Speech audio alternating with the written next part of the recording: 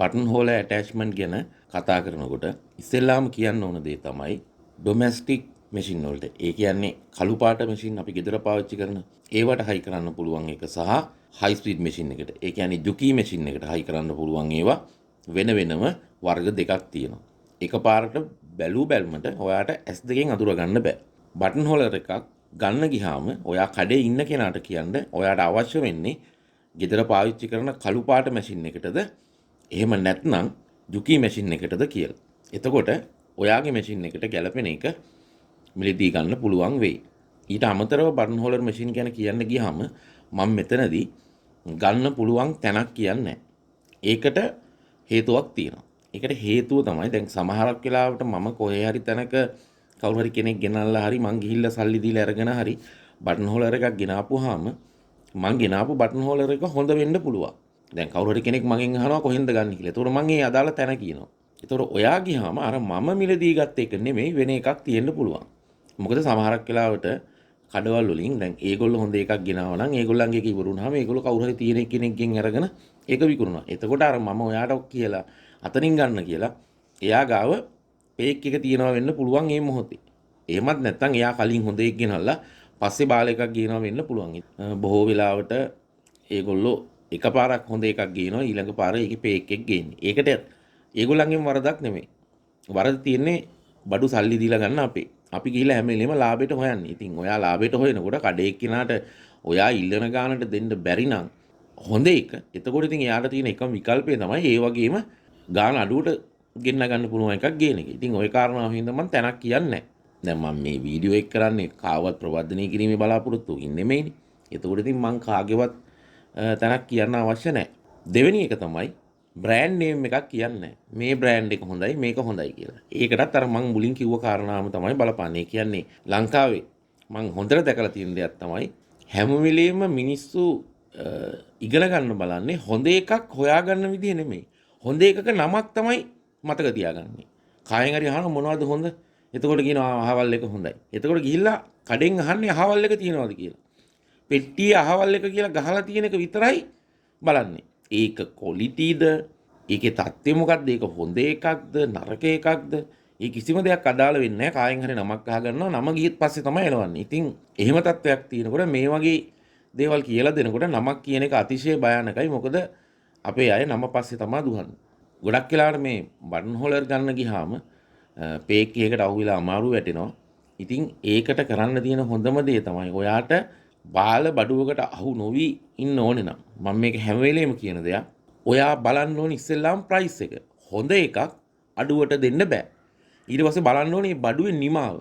හොඳ එකක් නම් ඒක හොඳ ක්වොලිටි එකක් තියෙනවා. බිල්ඩ් ක්වොලිටි එක හොඳයි. දැක්කම තේරෙනවා ඒක හරි ෆිනිෂ් පිරිසිදුවට තියෙනවා. බොක්ස් එක හොඳයි. පිළිවෙලට පැක් කරලා තියෙනවා.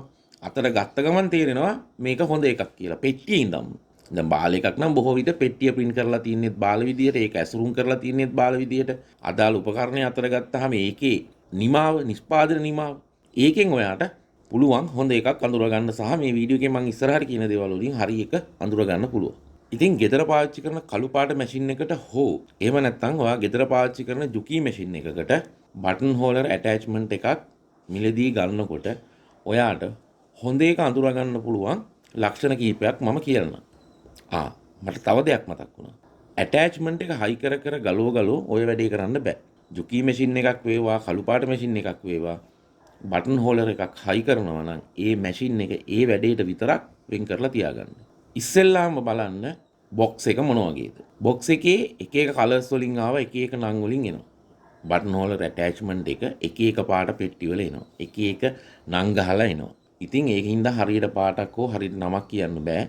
ක්වොලිටි එක බලලා තමයි ඔයාට අඳුර ගන්න වෙන්නේ. ඉස්සෙල්ලාම බලන්න පැක් එකේ ෆිනිෂ් එක හොඳයිද කියලා. ඊට පස්සේ බලන්න ඒක ඇතුලේ කොහොමද පැක් කරලා තියෙන්නේ කියලා. හොඳට පිළිවෙලකට පැක් කරලා තියෙනවනේ. ඒක හොඳ එකක්.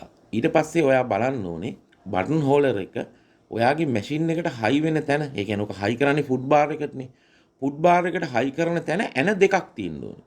මොකද ඔය තනියනයක් තියෙන ඒවා හයි කරලා පාවිච්චි කරන්න බෑ. ටික දවසක් යනකොට එතන කට ලොකු වෙලා යනවා සහ වරින් වර බුරුල් වෙනවා. ඔයාට වැඩ කරන්න බැරුව යනවා. ඒ හින්දා අනිවාර්යයෙන් ෆුට් බාර් එකට බටන් හෝලර් එක හයි වෙන තැන එන දෙකක් තියෙන්න ඕනේ. ඊට පස්සේ බටන් හෝලර් එක හයි කරාම ඒක වැඩ කරන්නේ. ඒක දුවවන්නේ.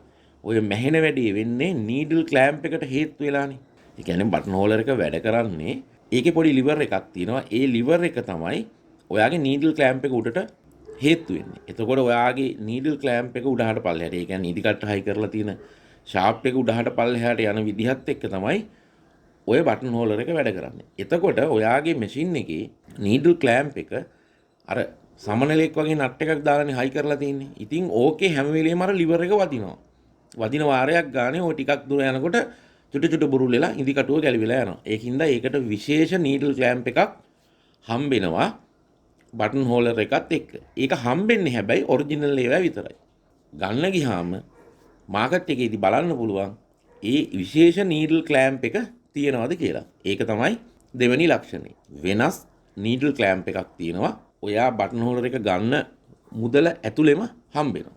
ඊළඟ කාරණාව තමයි මම දැන් මේ පෙන්නන මේ සුජුකෝනාශ්‍ර හැඩේ ෆීඩොක් කවර් එක. ඒ කියන්නේ අපි දැන් දැති සෙට් එක පාත් කරනවා. දැති සෙට් එක ඉස්සරහට පස්සට යන එකත් රෙගියුලේටර් එකෙන් නවත්තනවා.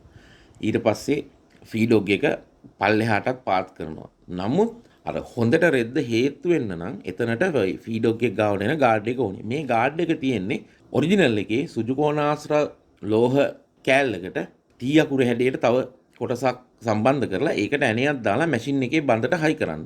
අන්න ඒක ඒ විදිහට තියෙනවා නම් මම දැන් මේ ඔබට පෙන්නපු විදිහට තියෙනවා නම් ඒකත් ඔරිජිනල් බටන් හෝලර් එක ලක්ෂණයක්. සමහරක් වෙලාවට මම ওই කියපු ලක්ෂණ ටික බාල් එකක තියෙන්නත් පුළුවන්. ඒක නිසා හොඳට බලන්න, ක්වොලිටි එක බලන්න, ප්‍රයිස් එක බලන්න. අඩුවට හොඳ එකක් හම්බෙන්නේ නැහැ. ඒ වගේම හිතන්න එපා අඩු එකක්, ඒ කියන්නේ ගණන් අඩු එකක්, බාල එකක් වැඩි ගානකට විකුණයි කියලා. මොකද ඔයා මම ලංකාවේ අපි හැමෝම කඩේ ගිහිල්ලා ගණන් අඩු එක හොයන්නේ. ඉතින් ගණන් අඩු එක හොයන වෙලාවේ ගාන වැඩියෙන් කියලා බාල එකක් විකුණන්නේ නැහැ නේ කොහොමදවත්. එහෙම කරත් එයාට එකපාරයි දෙපාරයි නේ කරන්න පුළුවන්. එයාට කඩේ වහන්න වෙනවනේ. ඒක නිසා මොන දේ ගන්න ගියත් ප්‍රයිස් එක ගැන බලන්න. ප්‍රයිස් එක තමයි ඔයා කුණු ගොඩකට අහු වෙන්නේ නැතුව බේරෙන්න තියෙන හොඳම ක්‍රමය තමයි ඔයා ලාභයට බඩු හොයන්න නැතුව ක්වොලිටි බඩුවක් හරි මුදලට ගන්න උත්සාහ කරන එක. අනිත් එක තමයි මේ බටන් හෝල් ඇටැච්මන්ට් එකක් හයි කරාට පස්සේ මතක තියාගන්න මොනම හේතුවකටවත් හෙඩ් එක උස්සන්න එපා. හෙඩ් එක උස්සනකොට අනිවාර්යෙන් මේ ඇනේ බුරුල් කරලා මේක ගලවලා අයින් කරන්න. නැත්තම් ඔයා මේක උස්සපු ගමන් මේක වදිනවා කෙලින්ම ලෑල්ලේ වැදිලා මේක මෙතනින් කඩලා යනවා. ආයේ හොඳ එකක් ගත්තොත් 16ක් විතර වෙනවා. බාලයක් ගත්තොත් 8000ක් විතර වෙනවා. ඒක ඔක්කොම වතුරේ මේක ඉස්සුව. මම අවුලක් නැහැ නේ මේක. නෑ. ඉතින් දැන් ඔක නවත්තපන්. දැන් අපිටත් බලන්න පුළුවන් වීඩියෝ එක නේද? පුළුවන්. මේ අක්කා මචං මේ වීඩියෝ කරනකොට මේක බොඳ වුණාද නෑනේ? දැන් අක්කා ගොඩාක් දුර මේ දෙකට යන්න නැතුව මේ දෙක තද කරලා මේකනේ ඔයාලට වැදගත් වෙන්නේ. මේ දෙක වැඩි කරකවන්න කියොත් මෙයා අනා ගන්න පුළුවන්. මේ දෙක පොඩ්ඩක් මේ හොඳට බුරුල් වෙන්නේ නෑනේ වනේ. නෑ එහෙම බුරුල් වෙන්නේ නෑ මචං. මොකද්ද මාළු ඔයාගේ channel එක කිව්වේ? අටම්පහුර